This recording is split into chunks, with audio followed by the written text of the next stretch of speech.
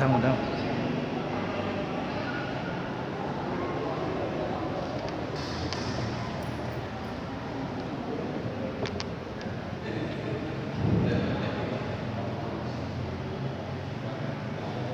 Jelas, Pak. Assalamualaikum warahmatullahi wabarakatuh.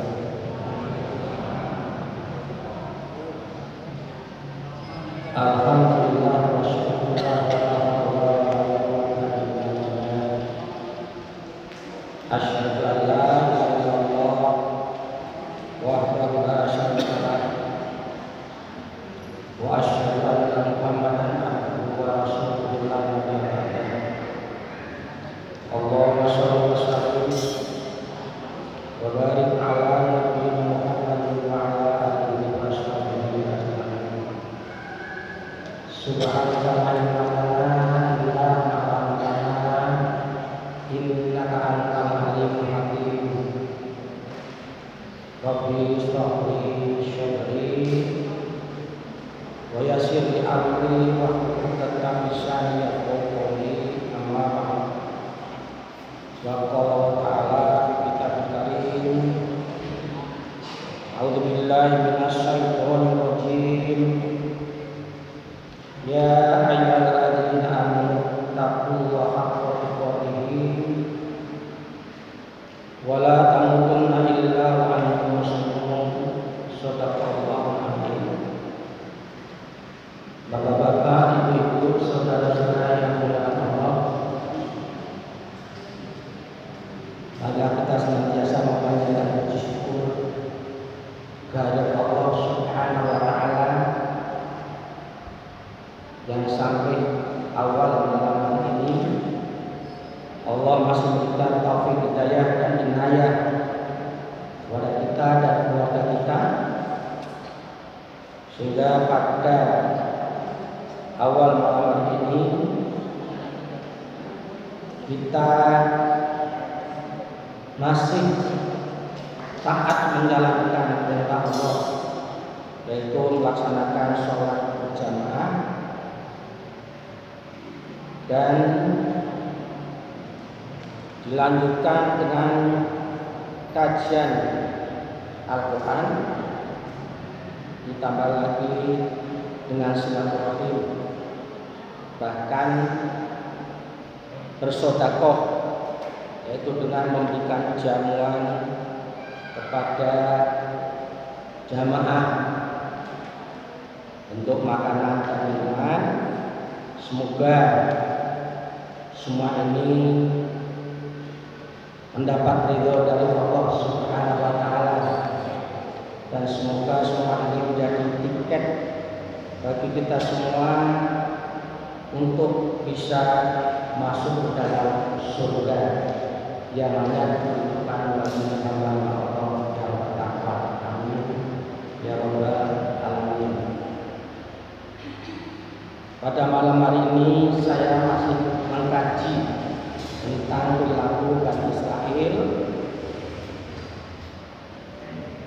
karena ayat-ayat yang menerangkan perilaku kehidupan kita ini patut kita perhatikan agar hidup kita ini tidak tersesat, hidup yang sangat sementara.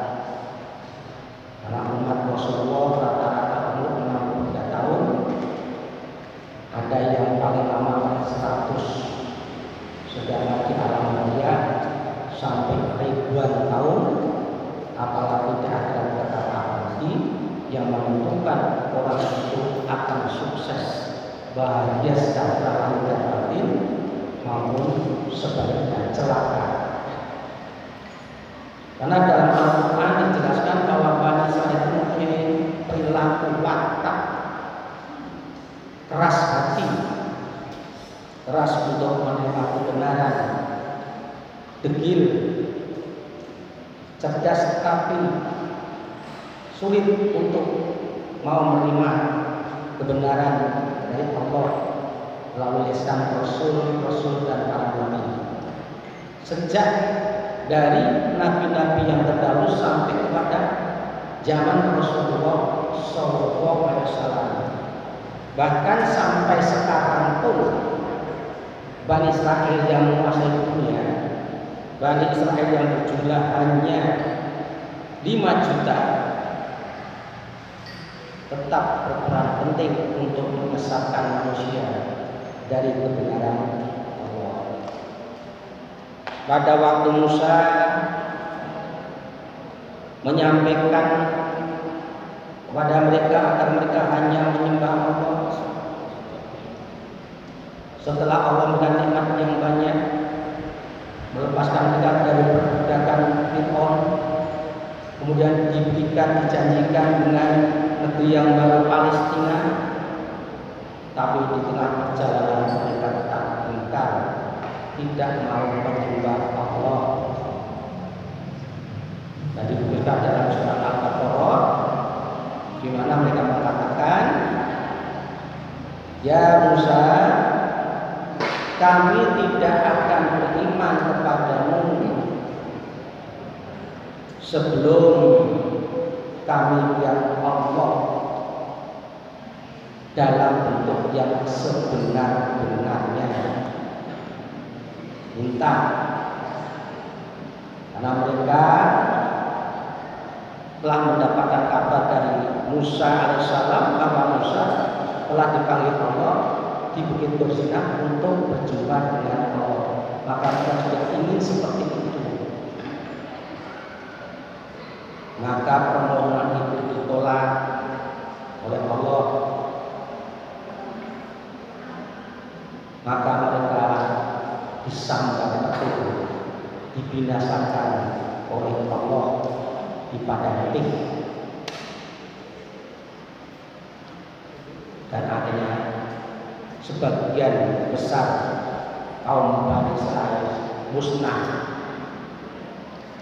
Inilah kekerasan yang disampaikan oleh Nabi Musa sampai ke nabi-nabi, sampai mengubah-ubah Allah.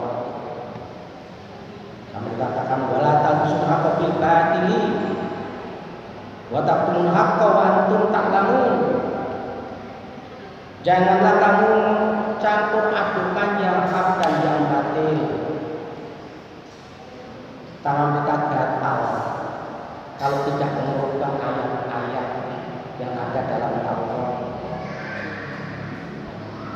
Padahal kamu tahu yang benar itu benar, yang salah itu salah, tapi hanya sekedar untuk mencari kesenangan duniawi, korban, termasuk Injil. Maka terjadinya sekte-sekte dalam Kristen. Di Kristen itu juga banyak aliran-alirannya. Ada yakin bahwa Musa hanya seorang nabi dan harus menyembah Allah, dan ada yang bermacam-macam. Termasuk Islam pun, karena mengikuti cara berpikir orang-orang Bani Israel, maka juga perintah wala talbisul haqqa bil batil juga mencampur adukan sama. Banyak orang-orang Islam yang memasukkan ajaran Islam dengan Hindu, dengan Buddha, dengan Kristen, dan macam-macam. Tadi ada yang tanya, bagaimana Pak dengan acara ulang tahun dalam Islam? Islam tidak mengajarkan ulang tahun. Itu dari Kristen. Dengan hanya saja kata happy birthday to you, selamat bahagia untuk Anda hari kelahiran. Islam mengajarkan setiap saat kita untuk berpikir tentang usia yang sudah kita pakai, bukan berapa banyaknya umur. How long have we used our lifetime? Yang penting itu berapa lama waktu yang sudah kita gunakan to do our best untuk melakukan yang terbaik, bukan yang baik saja, yang terbaik untuk hidup diri kita, keluarga, masyarakat, bangsa dan negara. Itu yang ditanyakan. Tapi kadang-kadang Islam mengikuti jejak begitu, sehingga mengadakan, menyiapkan uang dan sebagainya, waktu dan sebagainya untuk melaksanakan yang kata-kata tidak diajarkan dalam ajaran Islam. Berulang-ulang saya katakan, 3 hari, 7 hari, 40, 100, 1000, mengulang kembali tahun-tahun 1000 itu tahunan, itu bukan dari Islam. Dari agama lain yang juga disadap, diadopsi oleh agama Hindu dan Buddha. Mereka berkeyakinan bahwa roh itu akan sampai di hadapan Tuhan setelah 1000 hari. Maka harus dorong dengan doa-doa. Dan doa itu nggak bisa dipanjatkan oleh siapapun. Doa itu harus diucapkan oleh kelas yang tertinggi namanya Brahmana. Dalam Hindu, kasta yang tidak ada Brahmana. Kaum Sudra, masyarakat rendah, tidak punya hak untuk berdoa, dianggap tidak akan nyampai. Maka ada tawasul, tali yang bisa menghubungkan sampai ke tingkat Tuhan, yaitu kaum Brahmana. Maka sama kita juga begitu. Tidak yakin bahwa doa kita ketika kita memanjatkan doa kepada orang tua kita, Rabbik firli wali walidayya warhamhuma kama rabbayani, enggak akan sampai kalau tidak lewat Ali Sabar, Syekh Muhammad Ali Sabar. Ini pemikiran yang keliru. Padahal Allah itu dekat, lebih dekat daripada urat naik lehermu, kata Allah. Aku tahu apa yang menjadi keinginanmu, keinginanmu apa? Minta diampuni orang tuamu, kalau suamimu, kalau istrimu. Aku tahu. Dengan ketaatanmu aku tahu, sudah aku ampuni. Niatmu itu sudah aku penuhi. Tapi di dalam ajaran luar Islam itu nggak akan nyampe, nggak akan sampai. Sekarang itu menjadi sinkretisme dengan agama kita. Maka orang-orang yang maaf awam dalam beragama nggak berani berdoa. Padahal insya Allah doanya tidak terkabul. Ini jadi selama doa dilakukan oleh orang-orang yang menganggap tokoh agama. Tidak salah kalau memang orang itu alim. Tapi yang kita khawatirkan kita merujuk pada konsep ajaran lain, sehingga prinsip yang diperintahkan Allah jangan bercampur dengan yang hak dengan yang batil tetap berjalan tidak pada hanya agama non-Islam, tetapi pada ajaran Islam. Yang ini yang perlu kita pahami. Quran seperti itu, nggak ada yang mengubah. Kalau berani mengubah, maka itu keliru. Nah, ketika juga mereka itu diajarkan oleh Musa untuk hanya menyembah Allah, tetapi mereka menyembah anak lembu, maka diingatkan. Kami mengatakan, ya Musa, saya tidak akan beriman, kami tidak akan beriman padamu sebelum kami melihat Tuhan dengan sebenarnya. Inilah yang perlu kita perhatikan. Ketika orang sudah tidak mengenal petunjuk dari Allah, walaupun dia pintar, dia membaca kitab, bisa juga akan tersesat. Bahkan sampai pada masa Rasulullah SAW, ketika mereka disuruh beriman kepada Allah, padahal mereka punya kitab, Taurat. Di sana ajaran Moses ada. Moses itu Musa. Bagaimana Musa mengajarkan tentang tauhid? Dia suruh menyembah Allah dan jangan sekutukan Allah. Bagaimana dengan Bible dalam Injil? Yesus yang sebutan lain Isa Al-Masih mengajarkan sembahlah Allah, Tuhanku dan Tuhan kalian, dan aku adalah Rasul. Sama. Tetapi kenapa ketika mereka sudah tiada, ajaran itu lenyap dan sengaja disembunyikan untuk tidak dibacakan kepada jamaah. Hal itu disampaikan dengan sebenarnya di Matius. Dan kitab-kitab yang lain, kitab Kejadian, kitab Ulangan yang ada dalam Injil, insya Allah masjid akan semakin penuh, musola akan semakin penuh, percetakan Al-Quran semakin bertambah. Kenapa? Mereka beriman kepada Allah. Tapi sengaja itu sembunyikan oleh mereka.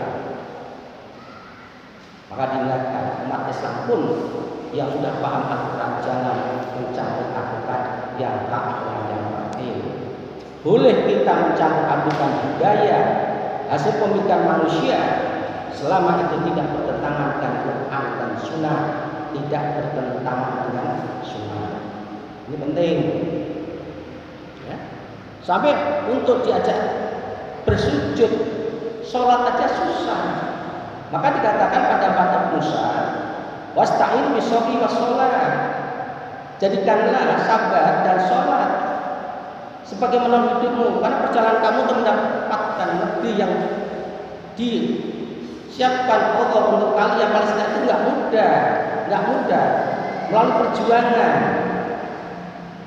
Maka perjuangan itu bisa ditempuh dengan santai, dengan enak, nyaman, yang berat menjadi ringan itu dengan sholat. Karena ketika kamu sholat, Allah bersama kalian. Allah itu bersama kalian. Itu yang diajarkan oleh Musa. Tetapi mereka nggak mau menolak. Sampai pada keturunannya Rasulullah juga menyampaikan kepada Bani Israel, orang-orang Yahudi dan Nasrani, agar menyembah Allah. Tapi apa juga ditolak. Di dalam surah Al-Furqan ayat 60 dikatakan, A'udzubillahi minasyaitonirrajim. Wa idza qila usjudu lirrahman. Dan apa dikatakan kepada mereka, sujudlah kalian, atau sembahlah Allah Ar-Rahman. Allah yang mana? Ar-Rahman. Ditunjukkan oleh Allah atas penjelasannya siapa Ar-Rahman itu. Allah bukan sembarang Allah, Tuhan bukan yang kamu sembah sebagaimana kamu sembah, tapi ada nama yang tertera dalam nama Allah Ar-Rahman. Maka dikatakan, qalu wa mar-rahman an tasjuda lima ta'muruna. Siapa Ar-Rahman itu? Jawaban ini bukan berarti mereka nggak tahu sebenarnya, tahu. Tapi kita bertanya, siapa Ar-Rahman itu? Siapa yang Maha Pengasih itu? Yang kau perintahkan Muhammad atau bersujud kepadanya? Bantah. Rasulullah dibantahnya, Rasulullah juga gagal untuk berdakwah kepada Bani Israel. Bahkan Rasulullah pernah diracun oleh seorang Bani Israel. Diharapkan kematiannya, tapi Allah melindungi. Ini Pak, nggak mau. Dia akan menyembah Allah saja, nggak mau. Padahal kalau mereka sadar, karena Pak Rasulullah, Bani Israel itu kaum yang cerdas. Sekarang yang Bapak pegang dan semua dipegang bangsa Nusa dan sebagainya, itu ciptaan Bani Israel. Nakjubkan. Semua yang tidak pernah bisa kita lihat, bisa kita lihat sekarang di depan mata kita. Hanya kotak kecil. Bahkan saya berpikir kadang kalau nggak ada Bani Israel mungkin dunia itu gelap, menjadi bangsa korban lagi, bangsa itu semua dalam keadaan sederhana. Tapi dengan kecerdasan otak yang Allah berikan, dunia semakin mudah untuk kita dapatkan. Bayangkan sekarang mau kirim uang saja puluhan juta, ratusan juta, nggak usah dibawa uangnya, cukup kontak hubungi bank-bank tertentu, nyampe. Itu akibat kepemilikan orang-orang Yahudi. Tetapi ketika disuruh bersujud kepada yang Maha Pengasih, termasuk yang memberikan otak kecerdasan mereka bertanya siapa yang Maha Pengasih. Ini makanya dalam Islam Pengajian itu harus bersifat pencerdasan. Dicerdaskan umat itu supaya ngerti siapa Allah. Kadang-kadang maaf dan maaf, orang mengerti, paham, hafal Ar-Rahman, Ar-Rahim, Al-Malik, Al-Qudus, As-Salam, Al-Mu'min. Tapi jabarannya Ar-Rahim itu sampai berapa ribu pembiasan nama itu tidak tahu. Sampai pada aplikasinya, penerapannya. Mereka mengucapkan Ar-Rahim, Allah Maha Pengasih. Tapi ketika jadi orang Islam sudah haji termasuk saya, kikir, bakhil, tak peduli dengan ujian orang lain. Buat apa ucapan Ar-Rahim itu, Ar-Rahman itu? Ini Pak, pentingnya kita pencerahan. Banyak orang usaha hafal. Karena memang dalam hadis pada siapa hafal Asmaul Husna maka dia dijamin masuk surga. Iya, itu pendidikan yang paling rendah. The lowest education for the people. Pendidikan paling rendah kepada orang yang sudah tidak bisa apa-apa, memang yang paling rendah. Kalau orang baca dulu 3 kali, maka sama dengan orang membaca Al-Quran seluruhnya. Itu bagi orang yang sudah nggak bisa baca tulis. Orang yang sudah nggak baca tulis karena sudah tua, dulu nggak pernah pendidikan, ajal sudah ambil datang, suruh aja suruh baca dulu sebanyak-banyaknya supaya mendapat pahala seperti orang baca Quran. Tetapi kalau masih muda, masih kecil, masih macam-macam, masih ada usia, kenapa hanya dulu saja? Kenapa? Tidak cukup puluh 3 kali, tapi apa pendalaman dari puluh itu? Salah satu puluh diturunkan oleh Allah karena degelnya Bani Israel untuk menuhankan Allah yang satu. Lucunya sekarang orang Islam masih percaya kepada Allah, masih percaya dengan benda yang lain, animisme, dinamisme. Nah ini. Maka dikatakan oleh Nabi, sujudlah kamu kepada Ar-Rahim yang Maha Pengasih. Kita tanya siapa pengasih itu? Yang nggak sadar bahwa semua yang ada dalam tubuh kita ini, semua yang ada dalam tubuh Bani Israel itu adalah hasil dari kasih sayang Allah kepada manusia. Maka dikatakan oleh Allah, wallahu akhrajakum min butuni ummahatikum la ya'lamuna syai'an. Allah lah yang menurunkan dirimu dari perut ibumu. Coba kamu berpikir, dulu kamu nggak tahu bagaimana lahirnya kamu, tapi begitu istrimu punya anak lahir, kemudian kamu tahu, tahukah anak itu sesuatu pun waktu itu nggak tahu. Jadi kamu pun dulu nggak tahu juga, nggak tahu. Nggak ada yang bisa diketahui oleh seorang bayi kecuali Nabi Isa alaihissalam. Memang dikatakan oleh Allah pengetahuan. Waja'alakum, ya, kemudian diberikan oleh Allah. Waja'alus samsa wal absar wal afida dengan pendengaran. Maka bayi pertama-tama ngerti itu dari pendengaran. Maka disuruh dalam Islam, walaupun mengatakan ada yang hadisnya nggak kuat, kalau bayi lahir pertama dengarkan suara azan, kalimat ilahi, kalimat Allah, Allah yang maha besar, Allah yang menciptakan kamu, maknanya begitu. Hai bayi, ingatlah kamu lahir ke bumi ini karena Allah yang maha besar. Maka bersyahadatlah, berimanlah kepada Allah yang besar dan berimanlah kepada Rasulnya. Dalam adab kan seperti itu. Dan jangan lupa nanti kalau sudah dewasa kamu sholat, suruh sholat. Ini penting. Diberikan pendengaran, penglihatan, baru bayi itu melihat, bisa melihat siapa ibunya sebenarnya. Pertama dilihat ibunya, karena yang sering berhubungan dengan dirinya. Baru kalbu, hati, dan segala macam kelengkapan itu. Jadi kamu itu cerdas, kamu pandai itu karena Allah. Kenapa kamu jangan mau bersujud? Nih, Ar-Rahim Ar-Rahim. Sujudlah kamu kepada Zat yang memberi perlengkapan hidupmu supaya kamu hidup dengan aman dan sejahtera. Tapi mereka tidak mau. maka mereka tersesat dan tersesat. Padahal bapak-bapak, ibu-ibu yang dimuliakan Allah, sholat itu amal yang sedikit tapi subhanallah membuka pintu rezeki.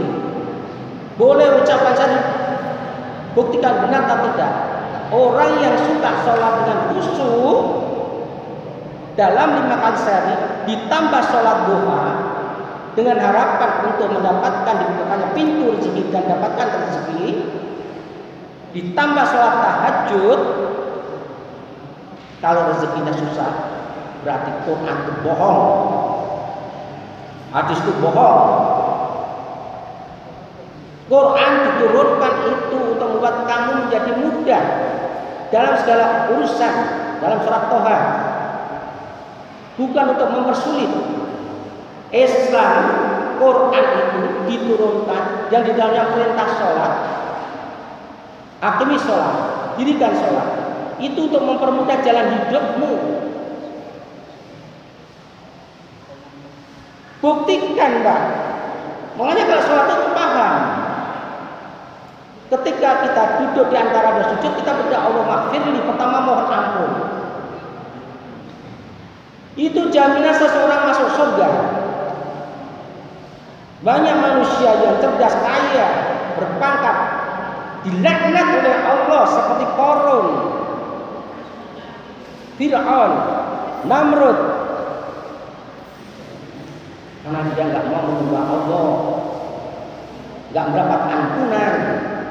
Bahkan yang ajalnya Fir'aun diambilkan tanah dan dasar laut oleh malaikat mencabut nyawa, langsung disumbatkan ke mulutnya ketika dia mau bertobat. Gugur, Pak. Mulai dari wudhu saja gugur dosa-dosa kecil pertama. Kecuali bersekutukan Allah, dosa itu gugur.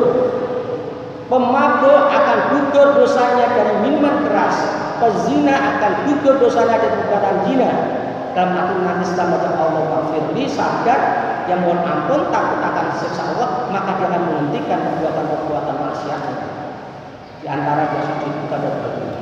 Allah maghfirli warhamni, ya Allah rahmatilah aku. Ini bukan ucapan sembarangan. Kalimat pendek yang diucapkan oleh Allah manusia yang ada di bumi kepada Allah yang ada di arsy, yang melihat kita, yang siap mendengarkan ucapan kita, doa kita. Ya Allah sayangilah kami. Puncak orang masuk surga itu karena rahmat Allah, kasih sayang Allah.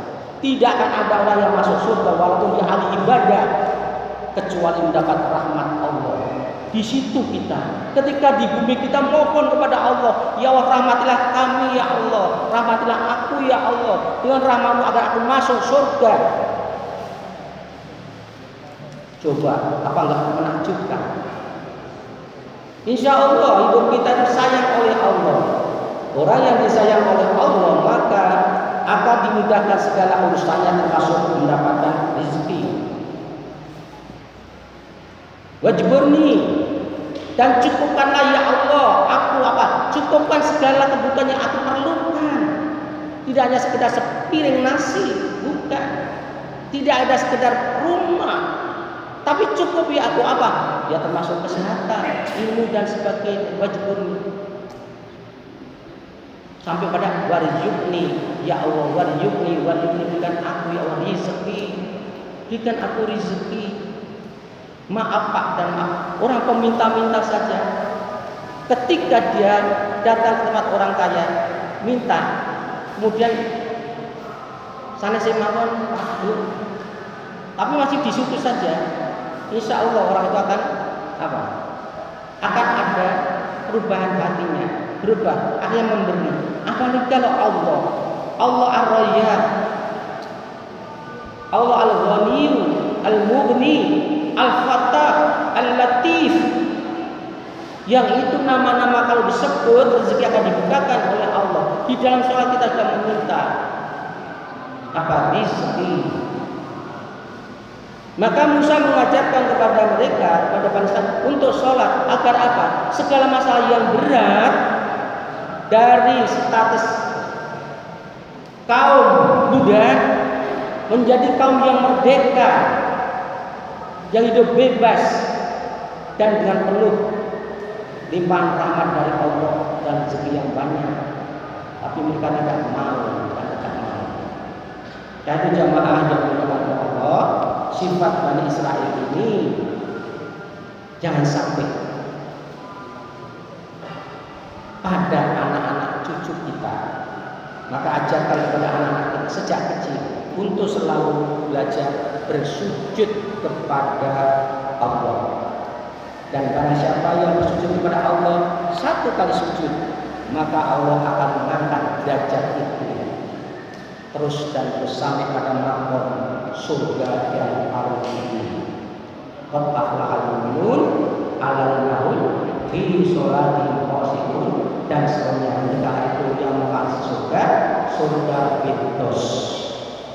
Mudah-mudahan kita semuanya dan anak cucu kita menjadi hamba-hamba Allah yang soleh, yang senantiasa mendirikan sholat, dan dengan sholat itu pula mudah-mudahan kita sudah tiada tidak mau mendoakan kita sehingga kita diringankan, kalau bisa dibebaskan dari azab alam barzakh dan surga nanti. Amin ya rabbal alamin. Mari kita tutup dengan doa majelis. Bismillahirrahmanirrahim. Subhanakallahumma wa bihamdika asyhadu an la ilaha illa anta astaghfiruka wa atubu ilaik. Assalamualaikum